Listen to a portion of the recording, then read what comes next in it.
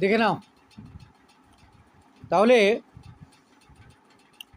যদি তোমার students and discipline অর্থাৎ ছাত্রছাত্রী এবং নিয়মানুবর্তিতা এই বিষয় নিয়ে যদি প্যারাগ্রাফ লিখতে দেওয়া হয় বা দেয়, সেক্ষেত্রে কী কী পয়েন্টস সেখানে থাকতে পারে সেটা আগে খেয়াল রাখতে হবে, এবং তাহলে সেই পয়েন্টসগুলোকে বেস করে তোমাকে লিখতে হবে। মোটামুটি কমন পয়েন্টস থাকে এরকমই। ডেফিনিশন অফ ডিসিপ্লিন, মানে ডিসিপ্লিনের একটা সংজ্ঞা তোমাকে দিতে হবে। ওবে প্যারেন্টস, সুপিরিয়র্স, টিচার্স, মানে বাবা মাকে মেনে চলা, বড়রা যা বলছে সেটা শোনা, শিক্ষক শিক্ষিকারা যা বলছে সেটাকে মেনে চলা। কন্ডিশন ফর ইফেক্টিভ টিচিং, যে শিক্ষার ক্ষেত্রে এটা কিন্তু ভীষণভাবে কার্যকরী। গেমস টু নিডেড ডিসিপ্লিন, খেলাধুলার ক্ষেত্রেও ডিসিপ্লিন বা নিয়মানুবর্তিতা ভীষণভাবে প্রয়োজন। রেজাল্টস ফর ইনডিসিপ্লিন, তুমি যদি নিয়মানুবর্তী না হও তাহলে তার ফল কী হতে পারে। আর নেসেসিটি ফর ডিসিপ্লিন, কেন আমাদের নিয়মানুবর্তী হওয়া প্রয়োজন। আর কনক্লুশন, তারপরে তোমাকে একটা কনক্লুডিং লাইন বা পরিসমাপ্তি লিখতে হবে। তাহলে এটাকে বেস করে পুরো লেখাটাকে লিখতে হবে। দেখে নাও তাহলে,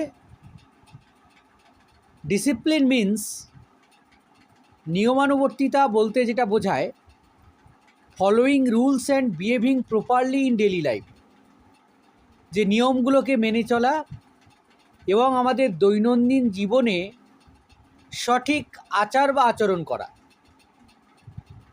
it is very important for students, এটা ছাত্রছাত্রীদের কাছে খুবই গুরুত্বপূর্ণ।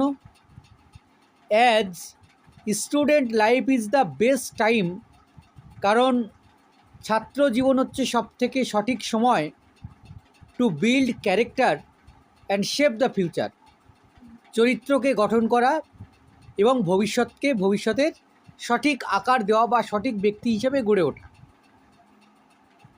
স্টুডেন্টস শুড ওবে দেয়ার প্যারেন্টস, ছাত্রছাত্রীরা তাদের বাবা মায়ের কথা মেনে চলবে। এল্ডার্স, বড়দের কথা মানবে। টিচার্স, শিক্ষকদের কথা শুনবে। অ্যান্ড রেসপেক্ট স্কুল রুলস, স্কুলের যে নিয়মগুলো আছে সেগুলোকে সম্মান জানাবে বা সেগুলোও মেনে চলবে।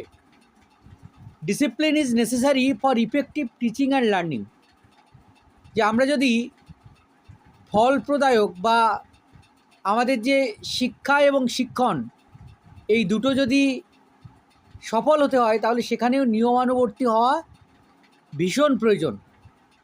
উইথাউট ইট, এই ডিসিপ্লিন ছাড়া no institution can function well, কোনো প্রতিষ্ঠান কিন্তু সঠিকভাবে কাজ করতে পারবে না বা চলতে পারবে না। Even in games and sports, এমনকি খেলাধুলার মধ্যেও discipline helps maintain teamwork and success. নিয়ম বা ডিসিপ্লিন, নিয়মানুবর্তিতা কী করে, আমাদের দলগত যে খেলা বা আমাদের যে সফলতা সেটাকে কিন্তু মানে সফল হতে আমাদেরকে সাহায্য করে, দলবদ্ধভাবে খেলতে এবং সফল হতে সাহায্য করে।